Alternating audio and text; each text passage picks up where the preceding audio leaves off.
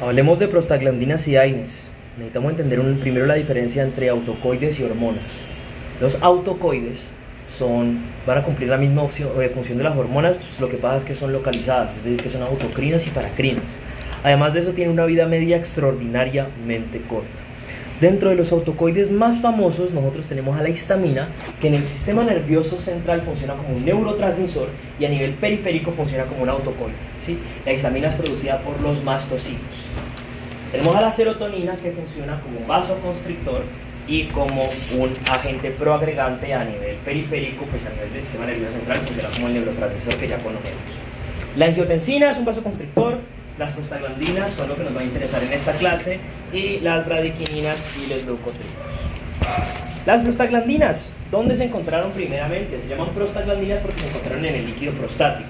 Ellas tienen una función importante y es que ellas van a permitir adelgazar el cuello uterino, que va a ser importante a nivel del parto, ¿sí?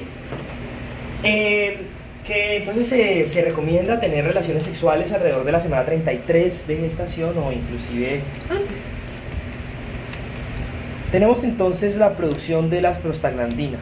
Se generan a partir de los fosfolípidos de membrana. Esos fosfolípidos se van a transformar en ácido araquidónico por una enzima que se llama la fosfolipasa A2. Esa fosfolipasa A2 puede llegar a ser inhibida por los glucocorticoides.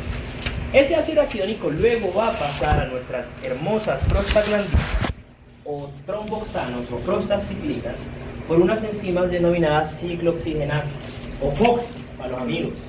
Pueden ser de COX-1 a COX-2. Esas COX van a ser inhibidas por los AINES, que son antiinflamatorios no esteroideos. Todos los receptores de las prostaglandinas están acoplados a proteína G, es decir, que son receptores ¿de qué tipo? Metabotróficos. Exactamente. ¿Qué hacen? Ellos aumentan las concentraciones de AMP cíclico y las concentraciones de calcio a nivel intracelular. Vamos a ver varias funciones. Las prostaglandinas a nivel del ojo, ¿qué van a hacer? Van a reducir la presión intraocular y además de eso van a aumentar la secreción y calidad de las lágrimas y pues la secreción de las lágrimas. A nivel circulatorio tiene un efecto vasodilatador en el endotelio y tiene un efecto antiagregante. Ojo, por otra parte el tromboxano, que también se produce a partir del ácido araquidónico, tiene un efecto vasoconstrictor y proagregante. Entonces tiene que empezar siempre a existir una competencia entre esa vasodilatación por parte del endotelio y efecto antiagregante y los efectos proagregantes y vasoconstrictores del tromboxano. A nivel del corazón, las prostaglandinas están relacionadas con el mantenimiento del ductus arteriovenoso. Por eso cuando usted le mete un AINE, lo que va a generar es que al paciente neonato se va a cerrar ese ducto arteriovenoso. Entonces la persistencia de este. A nivel de la gestación, ¿sí? Pues aumenta las contracciones uterinas y su estímulo más importante va a ser la formación del líquido amniótico. Por eso, cuando hay una disminución de las prostaglandinas, se genera un fenómeno conocido como oligohidratos. ¿Listo?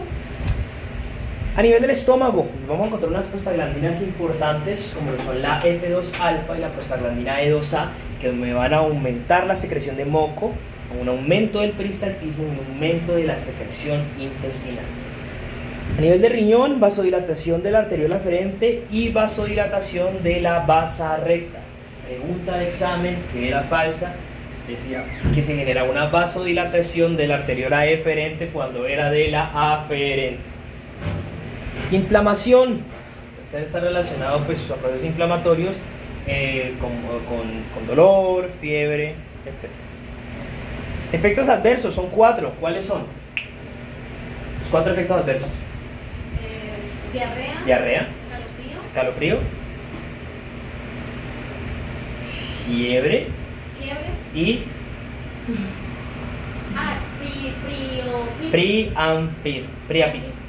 priapismo, que es una erección sostenida. Vamos a hablar de los análogos de las prostaglandinas. El primero que nosotros tenemos es el misoprostol, que es análogo de la prostaglandina GE1, ¿sí? El misoprostol aumenta la producción de moco gástrico. De hecho, lo desarrollaron para tratar los efectos adversos de algunos AINES. también aumenta las contracciones uterinas y pues eso está indicado, bueno, no está indicado, pero se utiliza para inducir el trabajo de parto, es decir, son abortivas. ¿Sí sabes?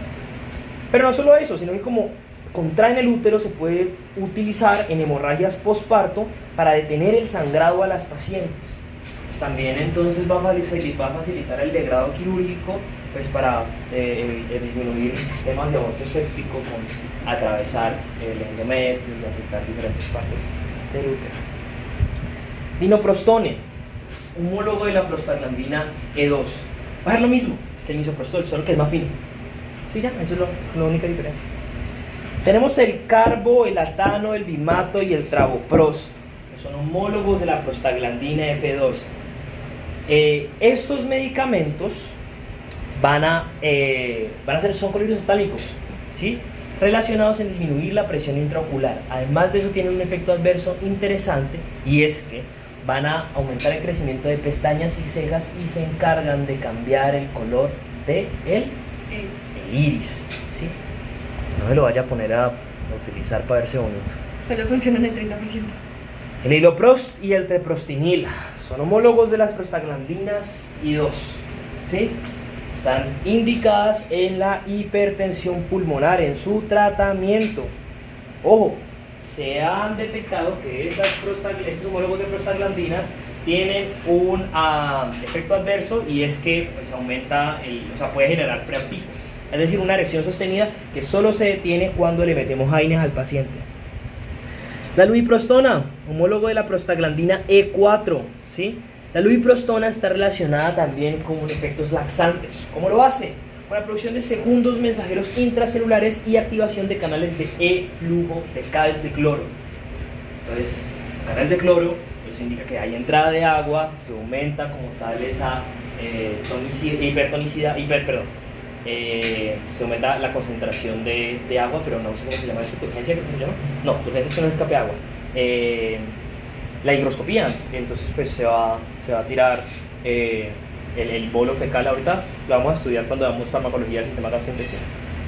De hecho, esta lubiprostona está indicada en el tratamiento de pacientes con Parkinson estreñidos o por efectos anticolinérgicos. ¿Listo? Continuemos entonces, ya vamos a ver a los poderosísimos AINES, que son los antiinflamatorios no esteroideos. La vieja literatura describe que los AINES van a solamente disminuir las prostaglandinas, disminuir las prostaciclinas y disminuir el tromboxano.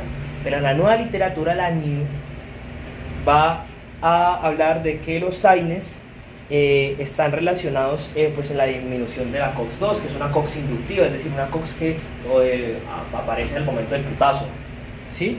Y pues va a estar relacionado pues en procesos antiinflamatorios por eso mismo. Los efectos adversos de los AINES se dividen en dos tipos: efectos agudos y efectos crónicos. Los efectos agudos son incrementos de las hemorragias gastrointestinales pues por esa disminución de moco, y pues efectos crónicos que pueden ser nefrotóxicos, o sea, aumento de la nefrotoxicidad. Los efectos per se de los AINES son dos: efectos analgésicos y efectos antiinflamatorios de tipo profiláctico. No hay que confundirlos con los desinflamatorios. Entonces, si yo le meto un puño a usted y le meto un AINE, el dolor no le va a quitar. Pero si yo antes de meterle el puño le meto un AINE, la cosa cambia. Por eso algunos odontólogos utilizan AINES antes de las cirugías de cordales, ¿sí? Vamos a hablar entonces del primer subgrupo de los AINES, que son los no selectivos de la COX, que inhiben la COX-1 y la COX-2. Tenemos uno de los más famosos, que es el salicilato. El salicilato es un medicamento que se extrae de la corteza del sauce, ¿sí? El problema es que ese médico, sabía horrible. Entonces una empresa farmacéutica llamada Bayer se le ocurrió la excelente idea de acetilarlo. Al acetilarlo encontraron un nuevo compuesto conocido como el ácido acetilsalicílico, ¿sí? Ese ácido acetilsalicílico se conoce actualmente como la aspirina. Un dato curioso es que la aspirina es el segundo medicamento más vendido a nivel mundial a manos del laboratorio Bayer. Se confunde muchas veces con las benzodiazepinas, que son los segundos también más vendidos a nivel mundial, pero ellos son los del laboratorio Roche. ¿Listo? Hay una modificación de las aspirinas que son los Alka-Seltzer. Esos alcalines de Etzer tienen una pequeña modificación que les permite ser efervescentes. Eso facilita la absorción y aumenta los procesos de analgesia. Hay una indicación importantísima y es que nosotros no podemos utilizar AINES en niños menores de 6 años. ¿Por qué? Ya en los 60, en unas epidemias de pues, enfermedades como la varicela, como con la varicela zoster, se utilizaban medicamentos como el azahualcito.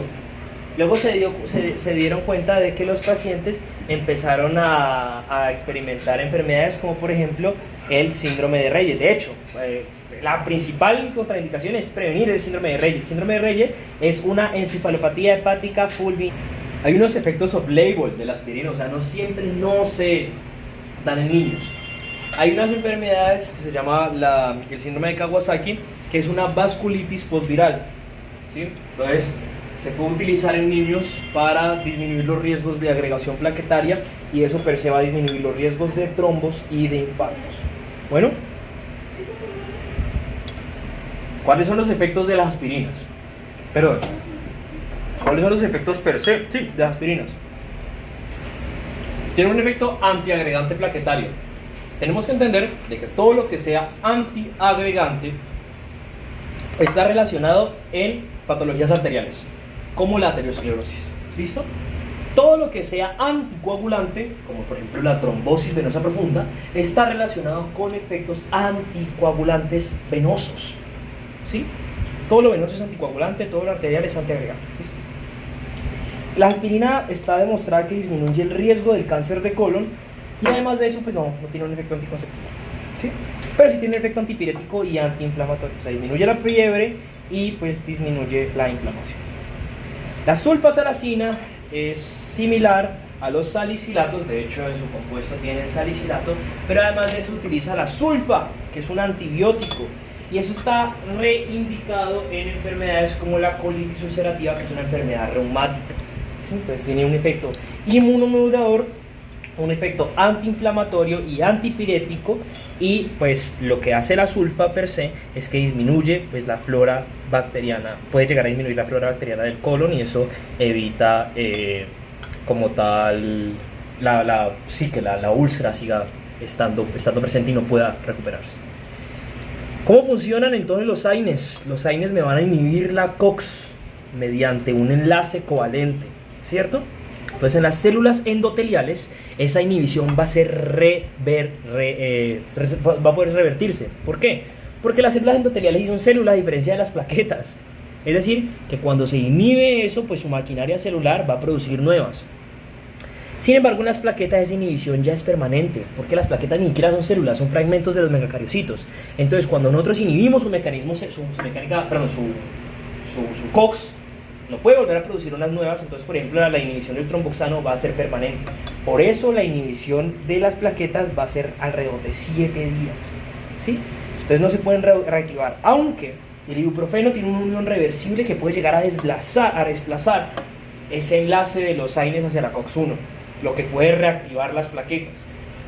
Por ende, no se recomienda el uso de ibuprofeno en pacientes con terapias antiagregantes. Vamos entonces a hablar de un resumencito básico. Las aspirinas de la familia de los salicilatos se encargan de inhibir a COX de manera covalente en las plaquetas, entonces disminuyen los efectos proagregantes y los efectos vasoconstrictores, y en las células endoteliales se encarga como tal de inhibir a las prostaglandinas per se, entonces va a disminuir los efectos antiagregantes y los efectos vasodilatadores. Se administran una vez al día, su vida media alrededor de 30 a 45 minutos, tiene una degradación del 70% por efecto de primer paso a nivel del hígado, todo lo que queda actuando es el 30%. Y su efecto en las células endoteliales dura de 4 a 6 horas hasta que se reactive esa mecánica celular, pues pueda rehacerse como tal esa COX. Y en las plaquetas puede durar hasta 7 días. ¿Listo? Sobredosis no es muy común, se tiene que ir muy de malas y tiene que tomarse más o menos unas 50 aspirinetas. Y el primer síntoma que usted tiene es una acidosis metabólica que afecta al oído. Entonces, los pacientes con sobredosis van a presentar o sorderas corticales o tinnitus por daño del nervio vestibulococlear. ¿Cuál es el tratamiento? Tratamientos son trampas iónicas y usos de medicamentos psiquiátricos, no hay otra cosa que hacer. La dosis recomendada del medicamento es 1.5 miligramos por kilogramo de peso. O sea que lo regular para una persona son 100 miligramos más o menos. Hablemos de otros AINES, que son los derivados del ácido propiónico. Los derivados del ácido propiónico son químicamente similares a los salicilatos, ¿sí? Entonces, si un paciente es alérgico a los salicilatos, usted tampoco lo puede tratar con ibuprofeno, ni con naproxeno, ni con ketoprofeno, que son los más comunes. ¿Listo? Lo chimba de estos medicamentos es que si uno no funciona, yo lo puedo cambiar por otro. O sea, no me tengo que casar con un medicamento, ¿listo? Entonces, pues, para poder descartar los AINES, usted está loco. Entonces, todos los AINES, de hecho, tienen un efecto antiespasmódico, a excepción de uno, específicamente a excepción del paracetamol. ¿Qué es ese efecto antiespasmódico? El efecto antiespasmódico es que disminuye el dolor de las vísceras huecas, como por ejemplo el útero.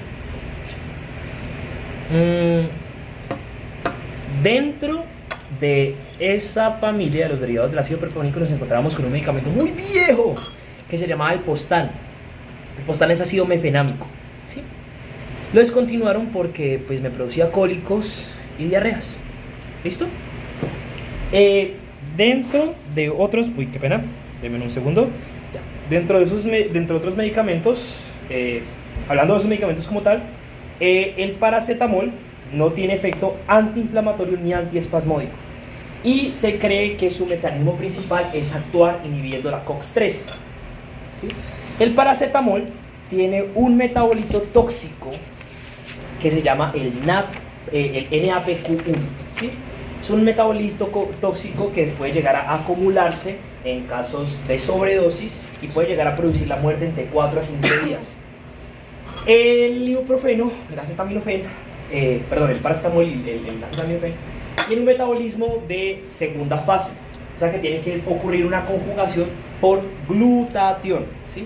Cuando se acaba ese glutatión es que se va a acumular ese NAPQ1, que es el metabolito tóxico, y va a generar esos efectos de toxicidad, ¿sí? Entonces, ¿cómo tratamos a ese paciente? Hay un antídoto que es la N-acetilcisteína, también conocida como la mucosina, que es inyectada, y lo que va a hacer es que me va a aumentar la producción de glutatión para que ese NAPQ1 se pueda metabolizar correctamente. De hecho, también se pueden suministrar grupos sulfidrilos, que esos me van a aumentar la producción de glutatión y por ende pues me van a permitir tratar esa sobredosis. Bueno, hablemos de otro de los derivados del ácido acético, uno interesantísimo que es el diclofenaco. El diclofenaco es soluble, es intracelular.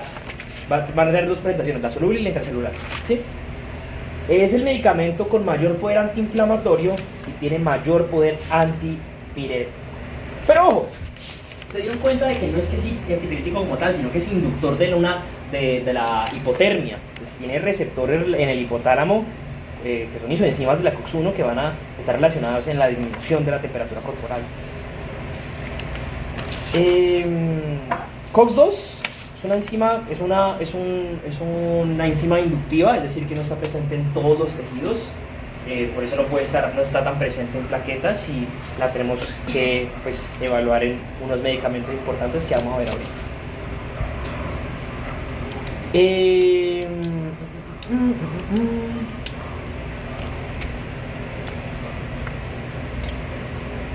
Entonces, cuando nosotros estamos hablando de una COX constitutiva, es una COX como la COX-1, es que está en el 100% de los tejidos, mientras la COX-2 inductiva es que se activa cuando hay inflamación. ¿Sí sabes? Sí, sí. Vamos a hablar entonces ahora de los medicamentos selectivos de la COX-2. Los medicamentos selectivos de la COX-2 pueden ser el Coxib, los Coxib, como el Cerocoxib, el Heterocoxib y el Parecoxib. ¿Sí? El Rofecoxib a la larga cometió un dilema interesante, y es que tuvo un marketing más grande que empresas como Adidas, que obviamente eso fue antiético y pues hizo que se empezará a recomendar en el mercado, se ignorarán varios efectos adversos, como por ejemplo unos que les voy a explicar más adelante. Tenemos otros medicamentos que también hicieron una cagada, como el Celecoxib, que tuvo un estudio clínico donde se comparó al naproxeno, donde se decía que el Celecoxib era pues mejor que el naproxeno, evitando efectos como gástricos y pues entre otros. Lo que pasa es que en el estudio se estaban dando concentraciones corrosivas de naproxeno, entonces pues obviamente la ética dentro de ese estudio no es válida. Estos COXIP, ¿cómo se crean? Ellos se crean como un intento de aliviar esos efectos gástricos relacionados con la COX-1, ¿cierto? Sin embargo, ¿qué hacen? Ellos van a inhibir a las prostaciclinas y a las prostaglandinas, pero ¿qué pasa? Como COX-2 no está tanto en las plaquetas, ese efecto pues, proagregante y vasoconstrictor de la plaqueta no va a estar ocurriendo, va a estar ocurriendo potentemente, no se va a estar inhibido, entonces se aumentan los riesgos de trombosis, ¿sí? Se aumentan los riesgos de trombosis por efectos agregantes, entonces va a estar contraindicado, o sea, regularmente uno los usa, pero está contraindicado en pacientes con enfermedad isquémica y enfermedades cardiovasculares, ¿listo? Porque me los puedo tirar.